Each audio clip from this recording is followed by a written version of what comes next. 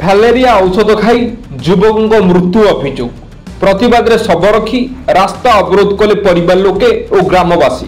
ସୁବର୍ଣ୍ଣପୁର ଜିଲ୍ଲା ବୀରମହାରାଜପୁର ଥାନା ଅନ୍ତର୍ଗତ ବକିଲପଲ୍ଲୀ ଗାଁର ଯୁବକ ଅମିତ ରଣାଙ୍କ ମୃତ୍ୟୁ ହୋଇଥିବା ଅଭିଯୋଗ ହୋଇଛି।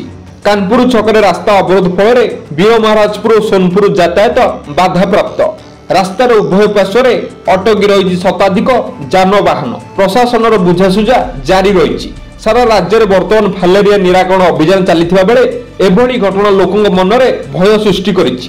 12 तारीख सकालू आशा दीदी और अंगनवाड़ी दीदी फैलेरिया रोग मेडिसिन धरिकी आसिले और जबरदस्त खुआले यदि ना खाइब बोले तो आधार कार्ड रेशन कार्ड और सुभद्रा योजना कटिजा कहले जबरदस्त खुआले घर समस्ते खाइलु।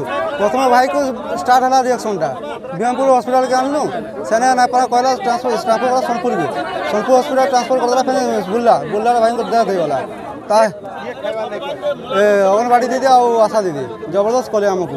अभियोग अनुसार गतकाली अमित को स्वास्थ्य विभाग कर्मचारी माने फैलेरिया औषध सेवन पाई देइथिले। औषध खाइबा परे अमित को स्वास्थ्य अवस्था बिगिड़िथिला। फଳରେ परिवार लोके तांको बीरमहाराजपुर उपखंड चिकित्सालय को नैथिले। सेठारे डाक्टर जिला मुख्य चिकित्सालय को स्थानांतरित करथिले। तबे अवस्था संकटपूर्ण हेबारु तांको बुर्ला स्थानांतरित करिथिया बेले बाटरे तांको मृत्यु होइतिबा अभियोग होइछि। फैलेरिया औषध ही मृत्युर कारण बोली परिवार लोके अभियोग करिसेंती। एहार प्रतिवाद रे परिवार लोके रास्ता रोक करी क्षतिपूरण दाबी करिसेंती। घटनास्थल रे बीरमहाराजपुर पुलिस और तहसीलदार पहुंची लोकों को बुझासुझा करुछंती। सुवर्णपुर नीलकमल मिश्र रिपोर्ट डुमाणी टीवी।